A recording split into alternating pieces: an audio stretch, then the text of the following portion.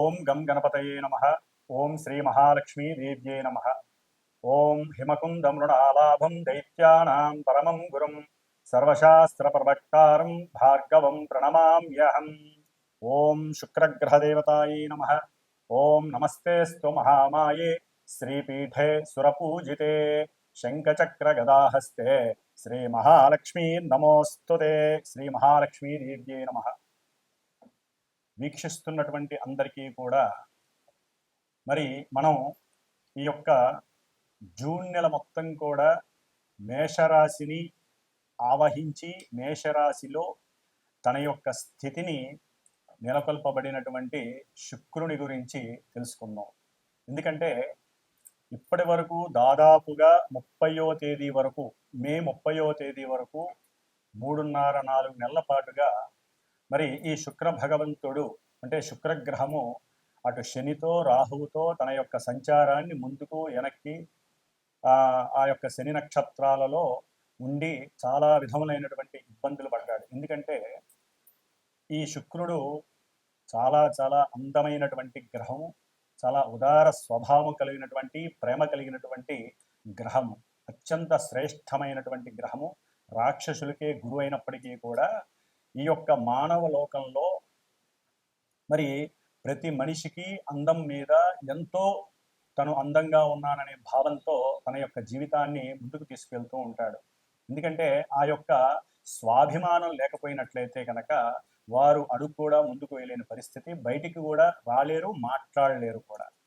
కాబట్టి ఈ యొక్క శుక్రుడు దాదాపుగా ఈ మే 31వ తేదీ నుండి కూడా 29వ తేదీ జూన్ నెల వరకు కూడా దాదాపుగా 29-30 రోజుల వరకు కూడా ఈ మేషరాశిలో అటు అశ్విని నక్షత్రంలోను, అట్లాగే భరణి నక్షత్రం తన యొక్క సొంత నక్షత్రంలోను, కృత్తికా నక్షత్రంలోను తన యొక్క చారని సలుపుతూ ఉంటాడు.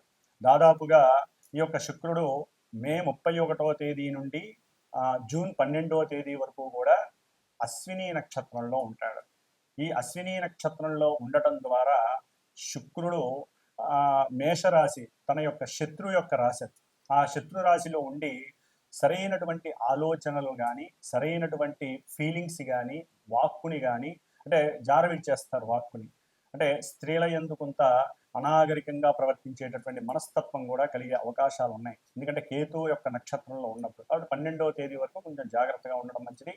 తదుపరి జూన్ 13వ తేదీ నుండి జూన్ 25వ తేదీ వరకు కూడా సొంత నక్షత్రంలో భరణి నక్షత్రంలో ఉండటం చాలా విశేషమైనటువంటిది. అందరికీ కూడా విశేషమని చెప్పుకోవాలి.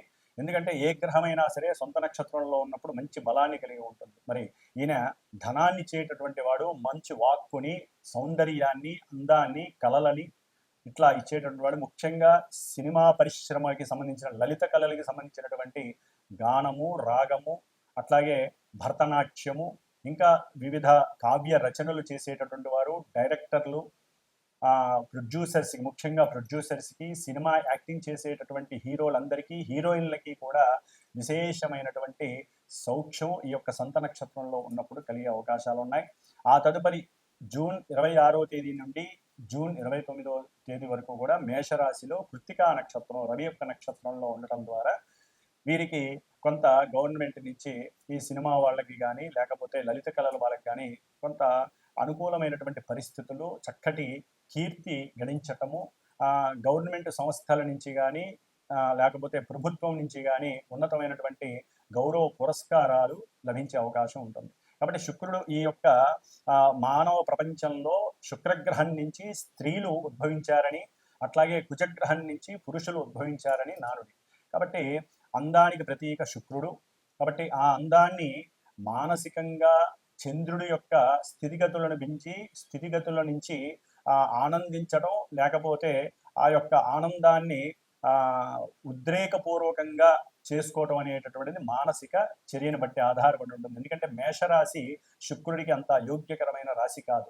కానీ ఆయన నక్షత్రాల్లో మారినప్పుడల్లా ఎన్నో రకాలైనటువంటి గతులు ఏర్పడే అవకాశాలు ఉంటాయి. కాబట్టి మరి ఈ శుక్రుడు ఎన్నో రకాలైనటువంటి రోగాలను కూడా కలుగజేసే అవకాశం ఉంటుంది. ముఖ్యంగా మూత్రపిండాలు కానీ, లేకపోతే కిడ్నీస్కి సంబంధించినటువంటి వ్యాధులు, అట్లాగే ఈయన మేషరాశి శిరోభాగంలో ఉన్నాడు కాబట్టి శిరస్సుకు సంబంధించినటువంటి వ్యాధులు. ఈయన జలగ్రహం, మేషరాశి ఏమో అగ్నితత్వపు రాశి. మరి అగ్నితత్వపు రాశిలో జలగ్రహమైనటువంటి శుభపరమైనటువంటి ఈ శుక్రుడు ఉండటం అనేటటువంటిది ఒక రకంగా చెప్పాలంటే కొన్ని రాశుల వారికి ఇబ్బందికరమైనటువంటి పరిస్థితుల్ని కలుగజేస్తుంది. ఎందుకంటే వేడి ద్రావకంలో బంగారపు ముద్దని అంటే వేడి చేసి దాంట్లో వేయంగానే, నీళ్ళల్లో వేయంగానే అది ఏ విధంగా అయితే ఇబ్బంది పడుతుందో చల్లారడానికి ముందు, అట్లాగే స్త్రీలు కొంచెం జాగ్రత్తగా ఉండాల్సినటువంటి పరిస్థితులు. పురుషులైతే గనక స్త్రీల యందు మాతృభావాన్ని చూపించడం చాలా విశేషం. లేకపోతే ఈ శుక్రుడు మేషరాశిలో ఉన్నంత ఈ జూన్ మాసం మొత్తం కూడా ఎన్నో రకాలైనటువంటి ఇబ్బందులు కలగడానికి అవకాశం ఉంటుంది. అట్లాగే ముఖ్యంగా గోచారంలో శుక్రుడు మేషరాశిలో ఈ విధంగా ఉన్నప్పటికీ, మంచి చెడులు ఇస్తున్నప్పటికీ కూడా ఎవరి జన్మజాతకంలో అయితే శుక్రుడు కొన్ని శుభపరమైనటువంటి నక్షత్రాలలో ఉండి శుభపరమైనటువంటి పరిస్థితులు, ముఖ్యంగా వివాహము, సంతానము, పురుషులకైతే వీర్యకారకుడు కాబట్టి ఎన్నో రకాలైనటువంటి మానసికమైనటువంటి చర్యల మీద ఈయన యొక్క ప్రభావం ఉంటుంది. కాబట్టి కొంత కాముకత్వాన్ని కండిషనల్గా ఉంచుకోవడం అనేటటువంటిది ఎంతో విశేషమైనటువంటి ప్రక్రియ. కాబట్టి మనలో కలిగేటటువంటి మనోవికారాలని కండిషనల్గా ఉంచుకున్నట్లయితే ఈ నెలన్నాళ్ళు కూడా శుక్రుడి వలన కలిగేటటువంటి ఇబ్బందులు కలగకుండా ఉంటాయి, స్త్రీలకైనా పురుషులకైనా. అట్లాగే మేషరాశిలో ఉన్నాడు కాబట్టి సాధ్యమైనంత వరకు శుక్రుడు ఈ నెల రోజులు కూడా కాస్త సనాతన ధర్మము, హిందువులమైనటువంటి స్త్రీలు తప్పకుండా పురుషులైనా సరే చక్కగా నుదుటిన ఎరుపు తిలకం ధరిస్తే గనక, ఎరుపు బుట్టును పెట్టుకుంటే గనక అవతల వ్యక్తుల నుంచి కలిగేటటువంటి నరఘోషలు కానీ, దృష్టి పీడలు కానీ, మన అందం మీద కావచ్చు, మన ధనం మీద కావచ్చు, ఆ యొక్క పీడ లేకుండా ఉంటుంది. అట్లాగే మన శరీర ఆరోగ్యం నలతలు లేకుండా సంపూర్ణ ఆరోగ్య సిద్ధిని మనమే ఈ బొట్టును పెట్టుకోవడం ద్వారా ఆ అమ్మవారి యొక్క అనుగ్రహం. ఎందుకంటే శుక్రుడు అనేటటువంటి గ్రహము స్త్రీ దేవత.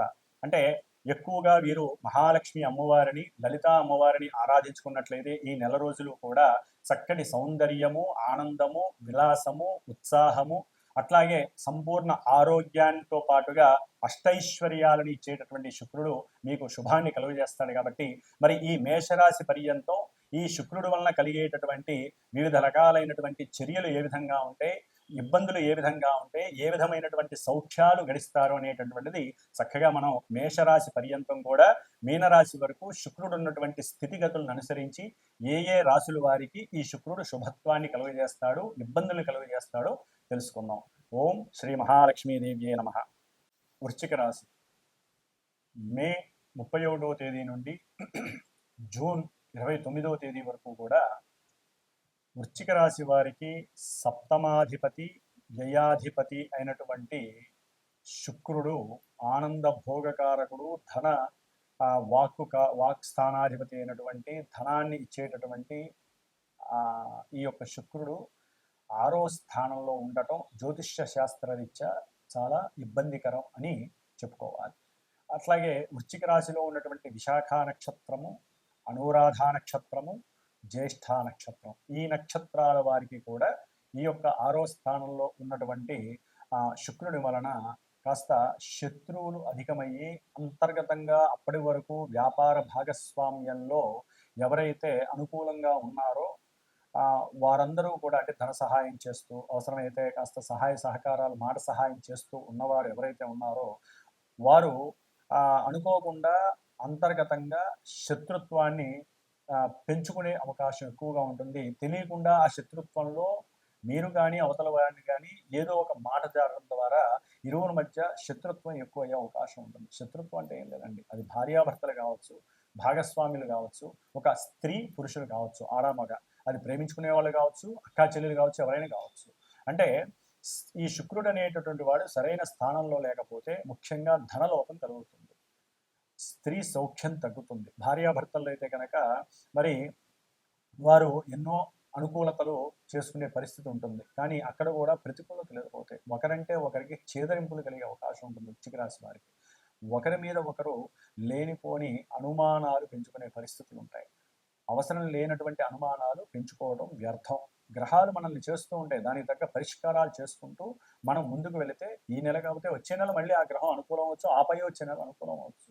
లేదా మన జాతకంలో మనకి ఉన్నటువంటి శుక్రగ్రహం అనుకూలంగా ఉంటే ఈ 6వ స్థానం ఉన్నతమైనటువంటి ఉద్యోగాన్ని ఇవ్వచ్చు. కాబట్టి గోచారంలో 6వ స్థానంలో ఉన్నటువంటి శుక్రుడు ఆర్థిక బాధల్ని కలుగజేస్తాడు, శత్రువుల్ని వృద్ధి చేస్తాడు, అట్లాగే భార్యాభర్తల మధ్య తెగదెంపులు చేస్తాడు, లీగల్ ఇష్యూస్ క్రియేట్ చేస్తాడు, పోలీసుల వలన వాహనాలకి అసౌకర్యవంతమైనటువంటి ఇబ్బందులు కలుగుతాయి, చలానాల ద్వారా ధనాన్ని నష్టపోయే అవకాశం ఉంటుంది, సంఘంలో మీ మాటకి విలువ ఉండదు, సంఘంలో అవతల స్త్రీల వలన మీకు సంబంధం లేకుండానే వారేదో అనుమానపడి మిమ్మల్ని ధర్మని మాట అంటాం, లేకపోతే నలుగురిలో సంఘంలో మిమ్మల్ని కించపరచడం, ఇలాంటివి జరగడానికి ఎక్కువ అవకాశాలు ఉంటాయి వృశ్చిక రాశి వారికి. అట్లాగే అవసరం లేనటువంటి కుటుంబంలో వివాదాల దగ్గరికి వెళ్ళవద్దు.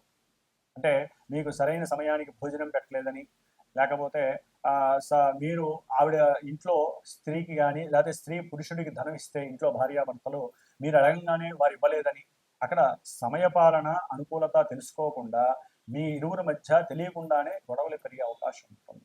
అట్లాగే ఏదైనా ఫంక్షన్కి వెళ్ళాలనుకున్నప్పుడు ఎవరో ఒకరు కాస్త ఆలస్యం చేయడం ద్వారా, అది కూడా లేకపోతే టీవీ చూస్తూ ఉంటారు, సినిమాకి వెళ్దాం అనుకుని టీవీ చూడటం ఏంటనే ఒక మాట కూడా మీ మధ్య వైరత్వాన్ని కలుగజేస్తుంది. అట్లాగే ముఖ్యంగా స్త్రీ పురుషులు ఇరువురికి కూడా అందం మీద కొంత అనుకూలత లేకపోవడం, అట్లాగే అందం మీద కాస్త వికారత్వం కలగటం, ఇవన్నీ కూడా వైరాగ్య చింతన కలుగుతుంది. అట్లాగే అప్పుల బాధ ఎక్కువగా ఉండే అవకాశం ఉంటుంది. న్యాయస్థానాలకు వెళ్ళి ధనాన్ని ఈ వాహనాల ద్వారా డబ్బులు కట్టి చలానా కట్టి వచ్చే పరిస్థితులు కూడా వృశ్చిక రాశి వారికి కలగడానికి అవకాశం ఉంటుంది. ముఖ్యంగా ఉద్యోగ విషయంలో కొన్ని ఎదురు దెబ్బలు ప్రతికూలతలు కలగటానికి అవకాశం ఉంటుంది. దాని ద్వారా చేస్తున్నటువంటి సేవక వృత్తి ధర్మంలో కూడా ఆర్థికంగా దెబ్బతినే పరిస్థితులు కలుగుతున్నాయి. కొన్ని ప్రయాణాల యందు అపాయం కలిగే అవకాశం ఉంటుంది. చేసే ప్రతి వ్యవహారంలో కూడా ఏదో ఒక రకమైనటువంటి చిక్కులు కలగడానికి అవకాశం ఉంటుంది. విరోధము, ఎవరితో మాట్లాడినా విరోధంగా ఉంటుంది. శత్రుపీడలు, అంతర్గత శత్రువులు ఎక్కువయ్యే అవకాశాలు ఉంటాయి. కాబట్టి కొంత జాగ్రత్తగా ఉండటం ద్వారా మీకు మీరే అనుకూలమైనటువంటి అన్యోన్య పరిస్థితులు, దాంపత్య అనుకూలతలు కల్పించుకునేటటువంటి అవకాశాలు కలుగుతాయి. ఓం శుక్రగ్రహాయ నమః. ఓం శ్రీ మహాలక్ష్మీదేవి నమః.